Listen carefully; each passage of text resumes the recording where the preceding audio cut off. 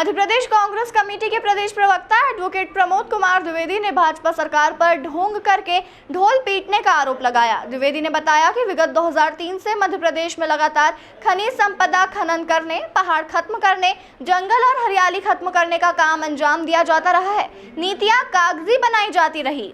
मध्य प्रदेश में भाजपा की सरकार अधिकारी पर्यावरण के नाम पर, हरियाली के नाम पर और जलीय जीवन के नाम पर ढोंग और पाखंड करते हैं। सन 2003 से ही मध्य प्रदेश में भाजपा की सरकार है।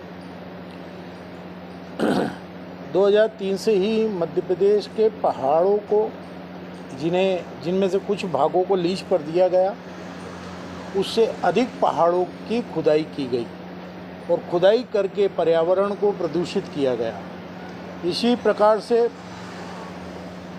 नदी नाले में मशीन लगा करके रेती बालू निकाली गई। इस प्रकार से नदी और नाले के स्वरूप को भी छिन्न भिन्न किया गया। सबसे अहम बात तो यह है कि जितने अनुपात में पेड़ पौधे काटे गए, उतने अनुपात में पेड़ पौधे लगाए नहीं गए, कागज़ों पर लगाए गए। हालात ये है कि जो नीम, बबूल, इमली, पीपल और आम के पेड़ पूजनीय पेड़ माने जाते हैं, सनातन धर्म में इनमें ईश्वर का वास माना जाता है, उन्हें भी 56 पेड़ों की, जिन्हें बिना परमिशन के काटा जा सकता है, वन विभाग की परमिशन की आवश्यकता नहीं है, उनको एक सूची में गजट नोटिफिकेशन पारित करके उनको भी काटने की छूट दे दी गई।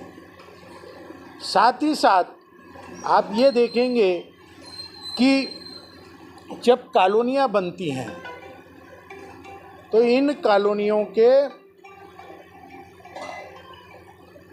निर्माण के साथ एक शर्त होती है कि आपको हर प्लाट के पास सामने 2 भूखंड लगाना होंगे। कुल कितनी कॉलोनियों में भूखंड लगे? और जब भूखंड लगे ही नहीं तो आपने उनके विकास परमिशन क्यों नहीं रोकी, उनके निर्माण को क्यों नहीं रोका? इस प्रकार से जहाँ एक और ये कानून है, वहीं कानून का उल्लंघन भी यही सरकार कर रही है। बगीचे कॉलोनी के विकसित नहीं हो रहे हैं, आप विकास की अनुमति जारी कर दे रहे हैं। आखिर में ये मैं पूछना चाहता हूँ कि जब नाला ट्रैपिंग किया गया, नालों को समाप्त किया गया, तो इनकी सतह तो चौड़ी हुई होगी, इनके किनारे तो समतल होकर के ज़मीन के रूप में हो गए होंगे। वहाँ क्या दुरुपयोग नहीं हो रहे होंगे, अतिक्रमण नहीं हो रहे होंगे? इंदौर शहर में ऐसे कितने नदी और नाले के किनारों पर जहाँ नाला टेपिंग के कारण ज़मीन समतल हुई, नगर निगम में अपना आधिपत्य स्थापित किया या मध्य प्रदेश सरकार ने अपना आधिपत्य स्थापित किया। साथ ही साथ सबसे अहम चीज़ ये है कि जो नगर निगम की या मध्य प्रदेश सरकार की सरकारी ज़मीन है, एक वीडियो दूंगा एमओजी लाइन क्षेत्र का, सैकड़ों पेड़ थे। गुजरात की जिस कंपनी को आपने ये ज़मीन दी, क्या आपने बताया कि इसमें पेड़ हैं? और जब पेड़ आपने अपने डॉक्यूमेंट में नहीं लिखा, एक पेड़ की कीमत होती है 50,000 रुपये, यानी उस पर 12.5% की स्टैम्प ड्यूटी लगना थी। आप एक बांड भरवाते कि आपने अगर यहाँ पर ये ज़मीन हम आपको दे रहे हैं, इसमें इतने पेड़ हैं, इतने पेड़ वाली जगह आपको हम दे रहे हैं, वहाँ पर हरियाली विकसित करो, हरियाली सुरक्षित रहती। लेकिन आपने अपने दस्तावेज में कहीं नहीं लिखा कि यहाँ पर पेड़ है। गुटकेश्वर महादेव मंदिर के पास की 90,000 स्क्वायर फीट से अधिक ज़मीन 2 कंपनियों को दी, हरे हरे पेड़ काटे जाने लगे। वहाँ के एक पार्षद ने विरोध किया, कुछ समय के लिए वो काम रोका गया। एक मंत्री स्पष्ट घोषणा कर रहे हैं कि एक दिन में 51 लाख पौधे हम लगाएंगे। हम स्वागत करते हैं। कांग्रेस हर रचनात्मक कदम का स्वागत करती है।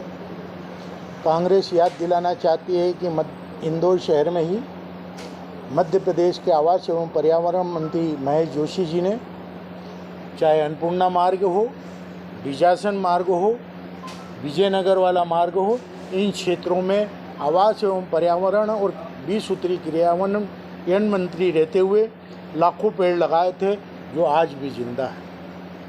हम आपसे, आपकी सरकार से चंद सवालात करते हुए आपके इस रचनात्मक कदम में सहभागिता करने के लिए तत्पर हैं कि पहले ये बताइए कि जो हरियाली उजड़ी है और सरकारी ज़मीनों पर आपकी पार्टी के पूर्व विधायक से लेकर वर्तमान पार्षदों तक ने कब्जा कर रखा है और हरियाली मिटा दी है, क्या उन पर आप कार्रवाई करेंगे? क्या आप देवास जाकर के ग्रीन बेल्ट पर किस तरीके से उसका डेवलपमेंट करते हुए बच्चों के खेल मैदान बनाए जाते हैं और उसका उपयोग किया जाता है और किसी कंपनी को केवल मेंटेनेंस के लिए दिया जाता है, उसका अवलोकन करेंगे? तब जाकर आप बापट चौराहे से लेकर के आगे जो आपने विभिन्न भूमाफियाओं ने समाजों के नाम पर ग्रीन बेल्ट पर आईडीए की ज़मीनों पर कब्जा किया है, उसे हटा करके खेल के मैदान में तब्दील करेंगे? क्या आने वाले कल में सुपर कॉरिडोर क्षेत्र में जितने भी बाग बगीचे पड़े हुए हैं उन पर हरियाली आच्छादित करते हुए खेल के मैदानों में बच्चों को उपयोग करने की अनुमति देंगे? चंद सवाल।